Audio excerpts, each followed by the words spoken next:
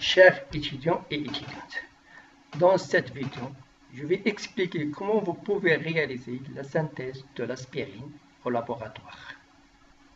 La synthèse de l'acide acétylsalicylique, le principe actif de l'aspirine, peut être réalisée au laboratoire à partir de l'acide salicylique et de l'anhydride acétique, selon la réaction suivante. L'acide salicylique plus l'anhydride acétique en présence de l'acide sulfurique comme catalyseur conduit à l'acide acétylsalicylique et l'acide acétique. Cette expérience nous permet d'utiliser plusieurs techniques importantes en chimie. En effet, l'obtention des cristaux d'aspirine passe par l'étape de montage, puis la filtration et enfin l'étape de purification. L'étape de montage réactionnel. Donc, dans un Erlenmeyer, on introduit 5 g de l'acide salicylique et on ajoute 7 ml de l'anhydride acétique et environ 5 gouttes de l'acide sulfurique concentré. On place l'Erlenmeyer contenant les réactifs dans le bain-marie. On graisse d'abord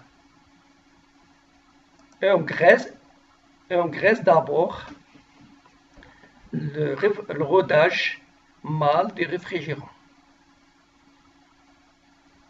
Le réfrigérant est relié par un premier tuyau, celui des bas, à l'arrivée d'eau, et par un deuxième tuyau, celui de haut, à l'évier.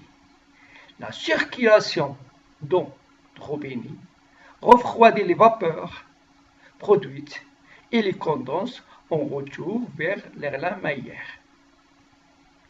On peut commencer la manipulation par lancer une agitation douce et mettre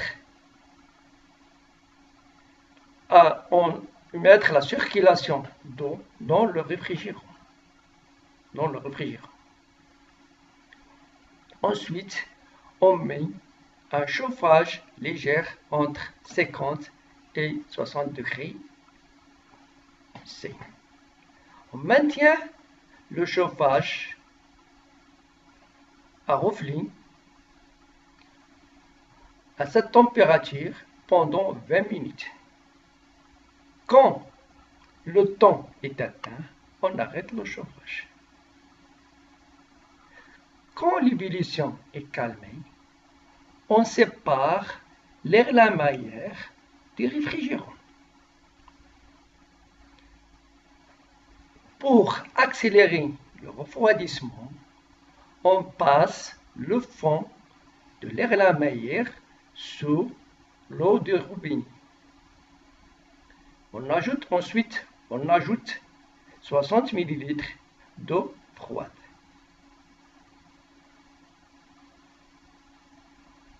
Et on continue la cristallisation dans l'eau glacée. L'étape de la filtration. La filtration sous vide. Pour effectuer une filtration sous vide, on a besoin d'un Bechner, d'une fiole à vide et d'une trompe à eau.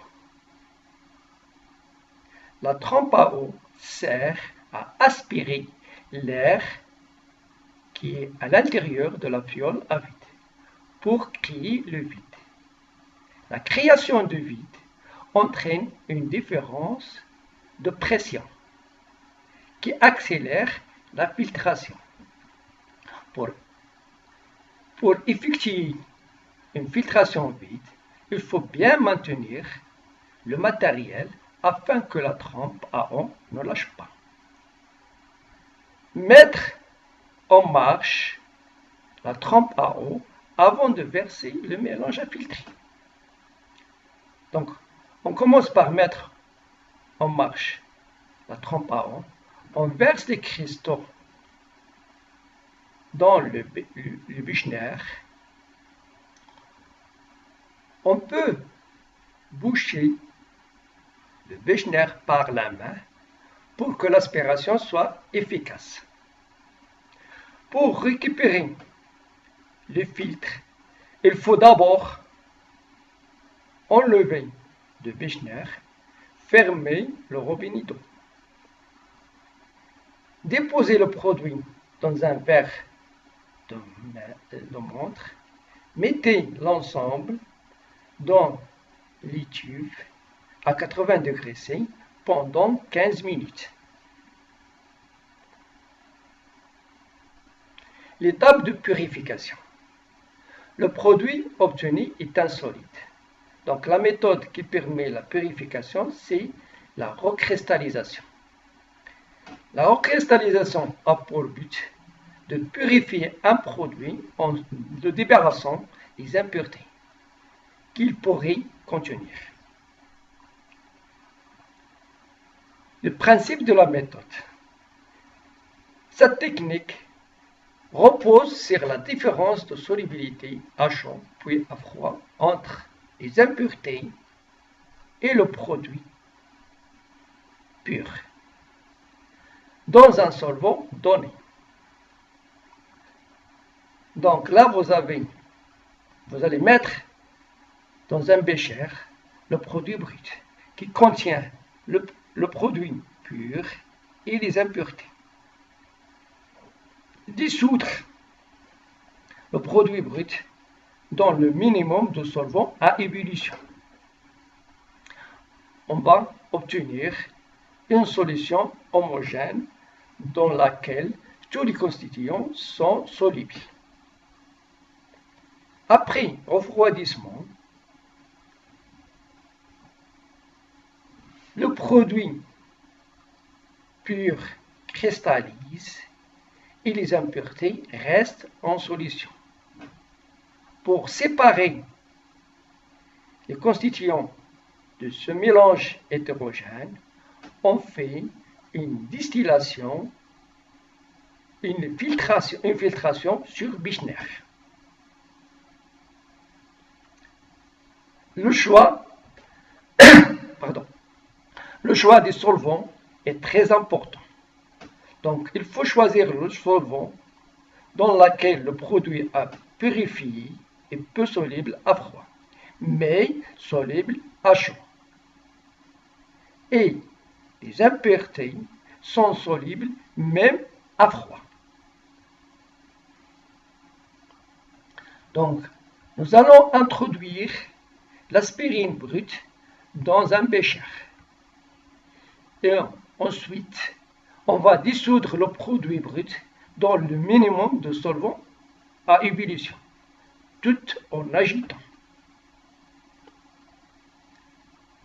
Nous allons laisser la solution refroidir lentement jusqu'à température ambiante. Une fois que les premiers cristaux sont apparus, on complète la recristallisation dans le bain de glace. Donc, pour récupérer le solide désiré, on effectue une filtration sur Büchner et on récupère l'aspirine pure. Le rendement de la synthèse.